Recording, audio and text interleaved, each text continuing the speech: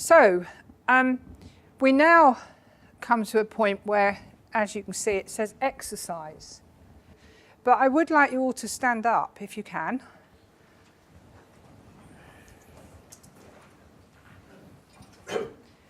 Now, if you have any kind of impairment that affects the way you move around in society, you can sit down, okay? If that includes, by the way, if you need glasses to get around, because actually that is an alteration to you in the sense that without the glasses you would find it very difficult to move around. So you have had that fix, if you like. So if you could sit down if you wear glasses. Now, have you ever had an accident that has made it difficult for you to walk around? Have you ever had a broken leg, a broken ankle? If so, would you sit down? Now, I think there are some ladies still standing. Have you ever been pregnant? No? Do you have children? I mention pregnancy because those of you who have experienced that will know that getting around can be quite a pain when you're pregnant. And also, does any of you have children? Anyone have children? Well, you would sit down again if it was children, because getting around with kids can be really challenging.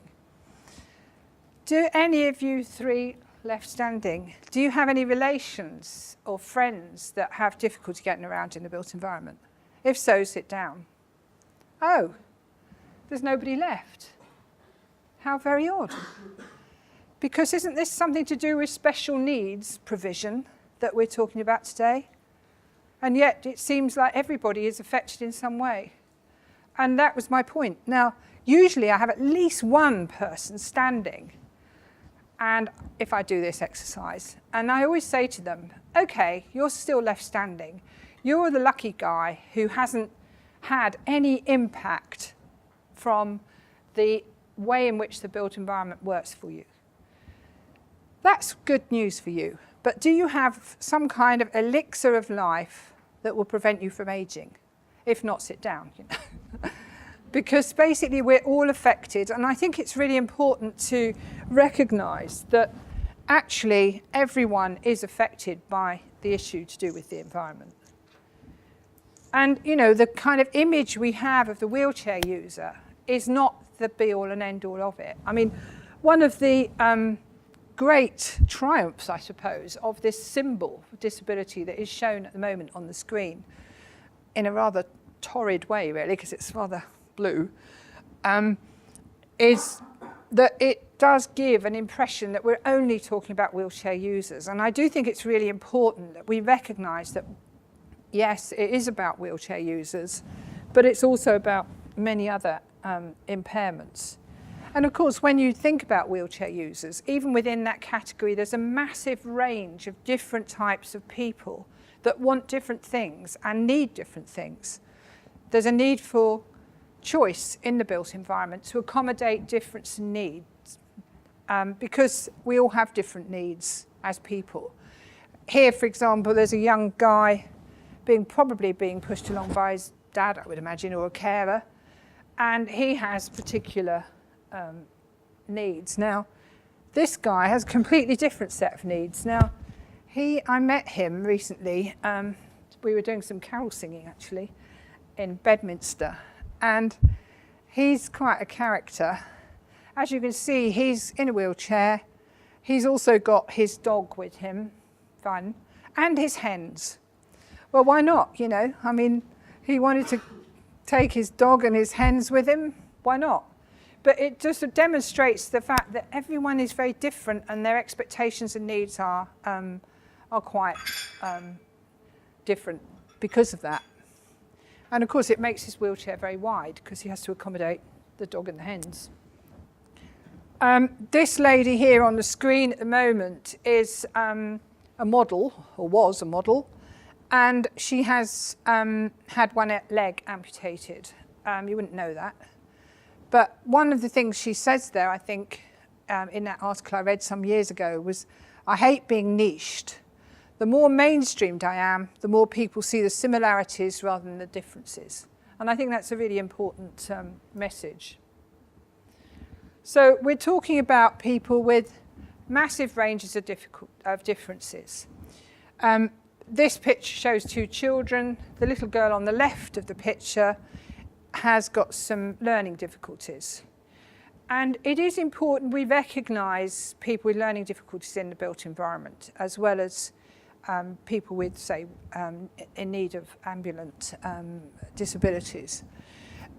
Because accommodating everybody is what we're about, really. And if you forget that group, then you're missing out a whole range of diversity. This is a photograph of Stevie Wonder, who was a visually impaired singer, or is a visually impaired singer, and is to remind us that various visual impairments are issues that we need to think about too. We also need to think about hearing impairments, how places work for people with different ranges of hearing. The tendency of many places at the moment is to have an awful lot of hard surfaces. This is not the case here. We've got some soft surfaces. But if we were to be really funny and take off these tablecloths and reveal the rather tatty tables underneath, we would probably notice the difference immediately in the acoustic quality of the room. And, you know, its soft surfaces can make a big difference to how people can tolerate being in public places. So how we deal with those aspects is important. It's worth noting that there's about 10 million people in the UK with some form of hearing loss, which is quite substantial, and about 530,000 people in Wales.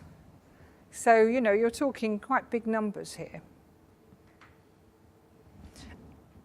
This is a friend of mine who had dementia. He had great difficulty moving around in the built environment and finding his way.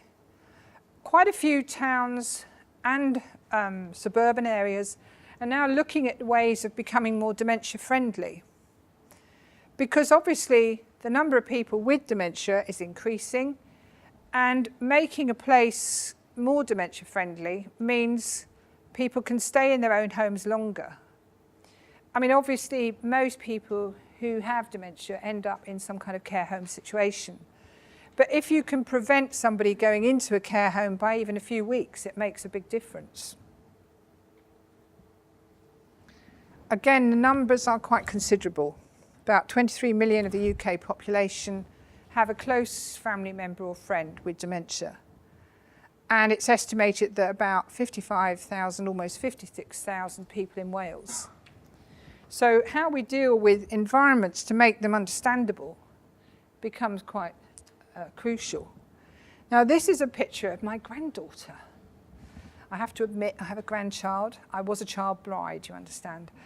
But the reason I put that up is that I think it's really important we think about children and their opportunities within the built environment to move around freely, to be able to go from place to place in a housing area, that they can walk safely from their house to a friend's house or their house to a shop.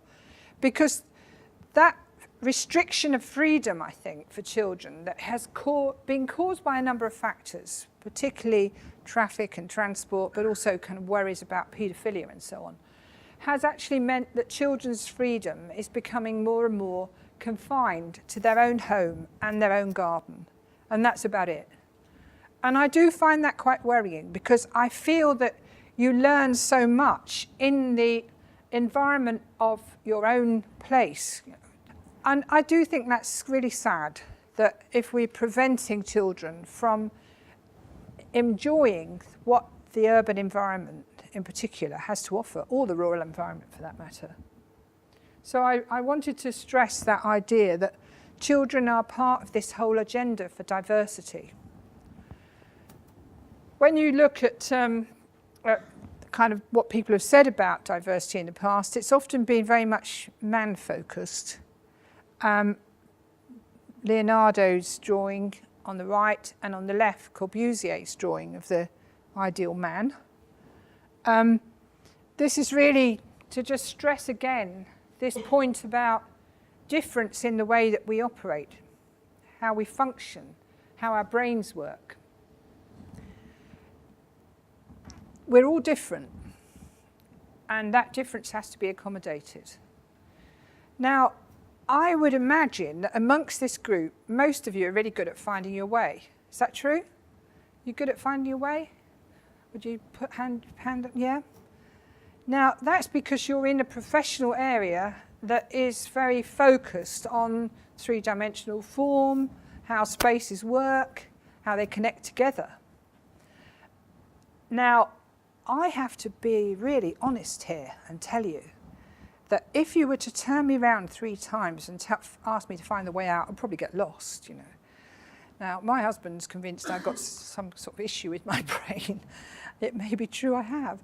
But actually, many, many people do find it hard to find their way around the built environment. And I think it's really important for architects, for planners, for anyone whose work affects the built environment, to plan and design for people who are not quite so good as they are at understanding spatial arrangements and form and connections. To sort of think about those people who are a bit like me, not very good at finding their way, and probably easily get lost, even within a building. What we're talking about here is to recognise the diversity of the human condition. It's a massive range of people, massive range of difference, and we need to accommodate that and make sure that it works for everybody.